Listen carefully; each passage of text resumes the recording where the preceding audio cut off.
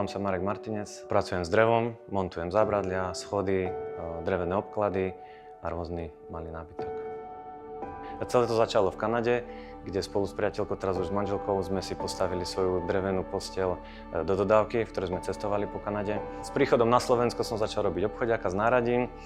Vtedy som si uvedomil, že to náradie nechcem len predávať, ale reálne aj používať. Mám rád jednoduchý a minimalistický štýl, kde používam menej dreva a je to zároveň aj ekologické. Tak typický deň v práci začína ráno o 5:00. Ráno si pocvičím alebo zabehám, dám ľadovú sprchu, pripravím si všetko náradie. Keďže používam malé osobné auto na prevoz všetkého materiálu a náradie, niekedy musím chodiť aj na dvakrát. Ak už mám náradie na mieste, tak niekedy jazdím na bicykli. Pri mojich aktivitách by mi najviac vyhovovalo Fiat Ducato s 2 radmi sedadiel, kde by som mohol previesť aj rodinu, ale aj materiál.